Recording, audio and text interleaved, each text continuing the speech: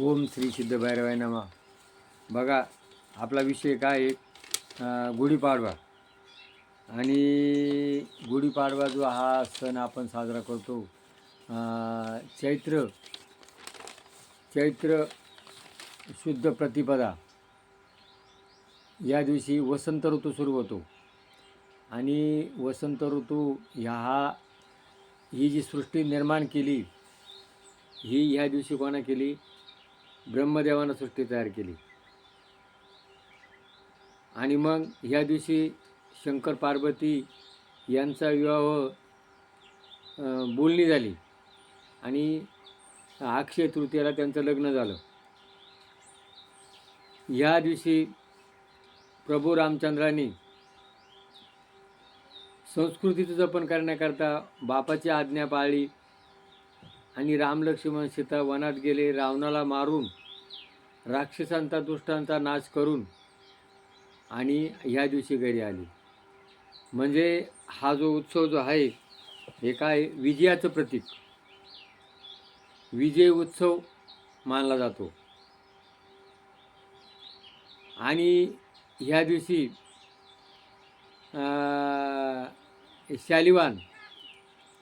शालिवान नावाचे दुष्ट लोक होते. ते लोकांना त्रास देत होते. आणि एक कुंभाराचे मुलांना 6000 मातीचे पुतळे तयार केले आणि त्या मातीच्या पुतळ्यामध्ये प्राण भरला आणि निर्जीव असे मातीचे पुतळे, आणि त्यांनी त्या शालिवांचा पराभव केला. म्हणून हा दिवस पूज्य मानला जातो. या दिवशी गुढ्या उभारल्या जातात आणि 3.5 मुहूर्तापैकी जे शुभ काम करण्याकरता हा जो गुढीपाडवा शुभ मानला गेलेला आहे. हा गुढीपाडवा 30 तारीख रविवारी या 2025 येणार आहे. आणि मग आनंदाचं प्रतीक, उत्सवाचं प्रतीक.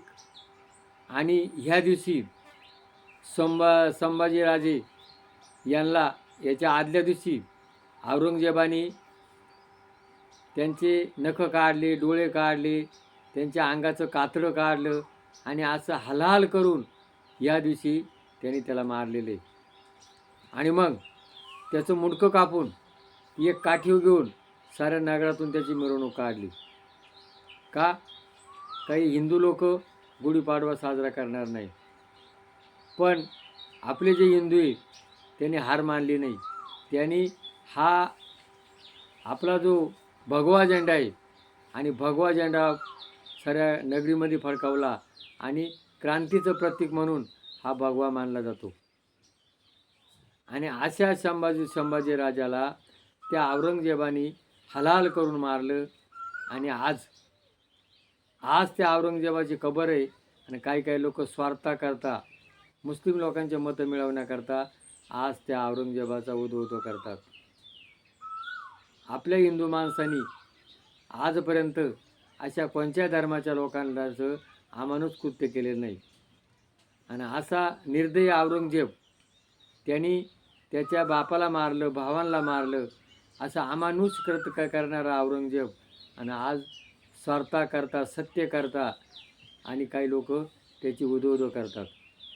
म्हणून आज जर संभाजीराजांनी मुस्लिम धर्म स्वीकारला असता, तर आज आपला वारकरी संप्रदाय, आज आपले हिंदूचे मंदिरं आज नामशेष झाले असते आणि आपल्याला सगळ्यांना काय करावं लागलं असती?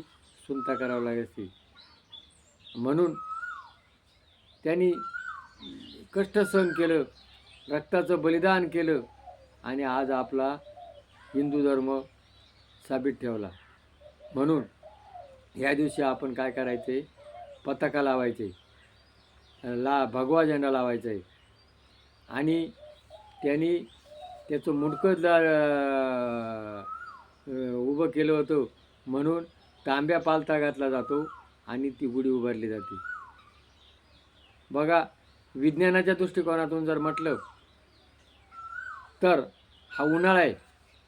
या उन्हाळ्यामध्ये वीट वाढते, अपचन, पित्त, असे अनेक त्वचारोग अनेक विकार होतात.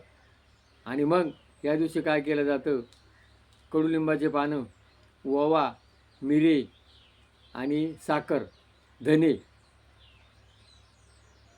धने साखर पंजेरी केली जाते आणि कडुलिंबाचे पानं, ओवा आणि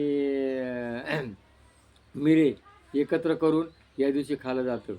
हे खाल्ल्यामुळं पचनक्रिया सुधारते, पित्तविकार नाहीसा होतो आणि या कडुलिंबाचा रस अंगाला लावला जातो आणि आपल्याला पुढं पावसाळभर धान्य ठेवायचं आहे. आणि मग हे कडुलिंबाचे पानं जे आहे हे आपल्या धान्यामध्ये काढून जर ठेवलं तर धान्याला कोणत्या प्रकारे कीड लागत नाही. म्हणजे आपल्या या सण जे उत्सव आहे आणि माझा जो चॅनल आहे या चॅनलमध्ये विज्ञान, अध्यात्म आणि आजची परिस्थिती या 3 गोष्टी घेऊन आणि आज तुमच्यापुढं मी मांडण्याचा प्रयत्न करत आहे.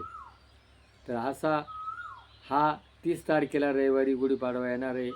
या गुढीपाडव्याला आपण आपल्या छावा चित्रपट आलेलं आहे आणि संभाजी महाराजांचं आठवण म्हणून आपण गुढी उभारा आणि त्या गुढीबरोबर आपल्या प्रत्येकाच्या दारामध्ये भगवा जय जय शिवाजी, जय संभाजी अशी घोषणा करून आपण त्यांचे संभाजी महाराजांची रांगोळी काढू आणि त्यांचं आठवण करू.